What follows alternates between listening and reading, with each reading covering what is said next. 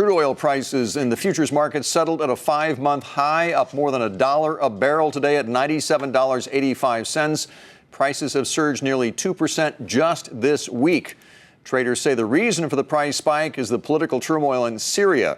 Although it's not an oil exporter, the landlocked nation is surrounded by Mideast hotspots like Iraq, Turkey, Lebanon, and Israel.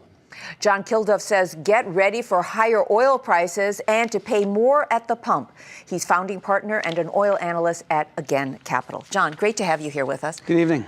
You know, I just don't get this. We've been hearing for a while now all of these reports about the U.S. is getting close to energy independence. We have record oil supplies. You'd kind of expect a price break. Why are prices going up?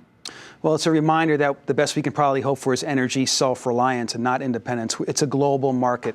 And what we're finding out today is that if you string together all the problems that you just related to us all, production problems, that is, within OPEC especially, about 2 million barrels per day are offline.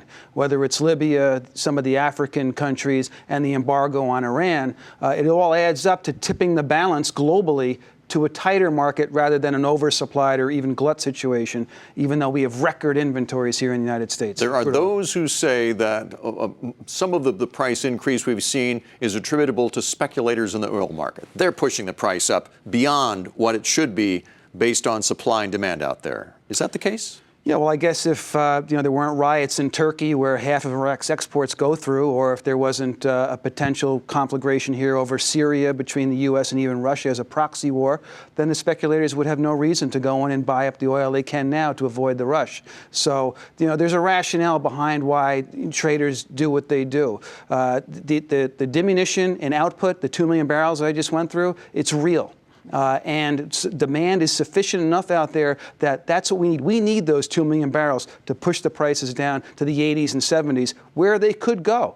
Well, we were this close, I think, to sort of having a real price break, but because of what's gone on, yet again, it didn't happen. Tell us what we can expect to pay at the gas pump. Noticing in the northeast area here around New York, it's getting close to $4 a gallon. What are you seeing in different parts of the country?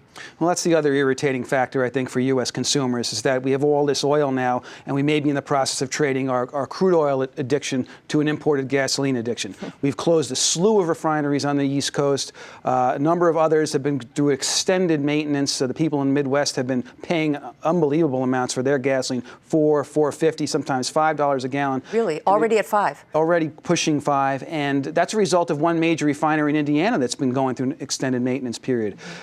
European refiners right now are in an extended shutdown, getting ready for a big ramp up in August, thankfully. But in the short term here, into July 4th, look for that national average to get back up towards $4 a gallon. Do you ever expect more refineries to be built? When was the last time we had a refinery built in the United States?